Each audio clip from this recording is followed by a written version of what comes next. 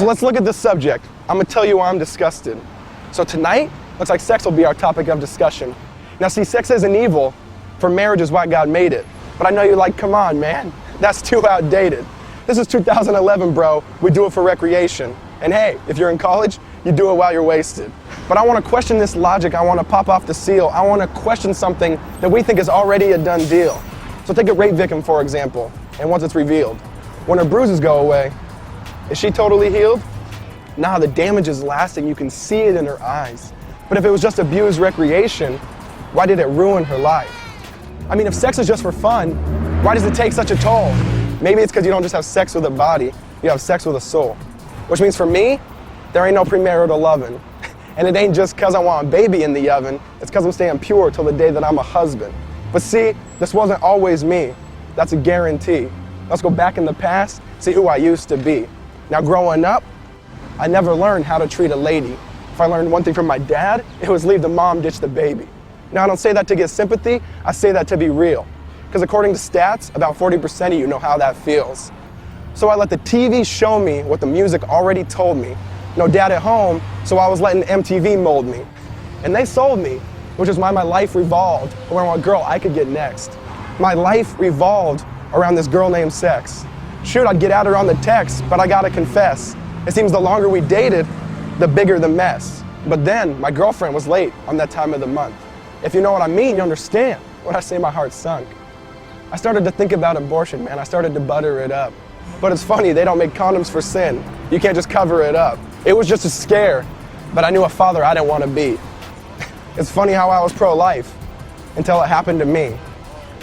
So dudes, think twice before you desire her just because she's hot. Because the truth is, your body makes a promise whether you do or not. Sorry I digressed though, let's get back to the topic. How there's some dudes who pressure her even when she says stop it. You're not a man, you're just a boy that can shave and you put on a good cover. Because if you don't respect her when she says no, you certainly don't love her. So how about you start studying her heart, stop studying her booty, or maybe invest the same amount of time in her that you do in Call of Duty. Because what makes you think you can get this girl and all of a sudden get naughty? Because you should have to touch her heart and her mind first before you ever touch her body. Because she longs to be accepted, she longs to be loved, so she gives herself up to another guy's lust. She thinks it feels good at first, but then she gets bitter. Because the promise of satisfaction, it never delivers. She's like, I don't want to, but it's just too tempting. So she keeps opening up the present just to find that it's empty. And then she starts to get confused. She keeps getting rejected by all these dudes. They tell her on a scale of 10, she's a 2. But that ain't true. If she only knew that Jesus, he loves and accepts us. Even when you don't want him, he'll never reject us. He heals us from that sin that totally infects us. And he does what condoms can't, he emotionally protects us. And I know some of you hear this, you're gonna want to indict me.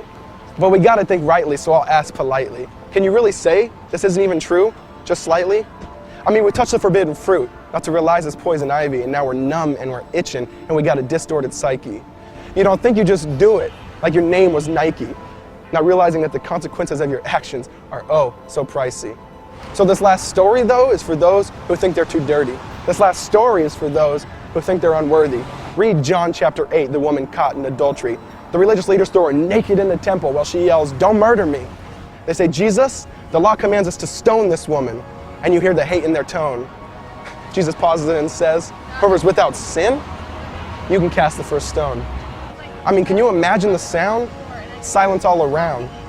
You hear footsteps walk away, you hear stones hit the ground. And then Jesus kneels down.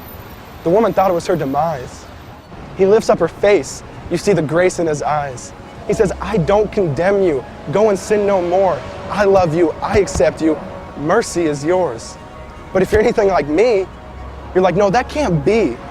Why would he ever die for me? See, but then I saw that scene where I was redeemed. He reached out and touched me and said, Jeff, you're free. Instantly, I was wearing the brightest robe I'd ever seen. I was perfectly spotless. I was perfectly clean. So bright, in fact, man, I thought I'd go blind. I said, whose is this? He said, actually, it's mine.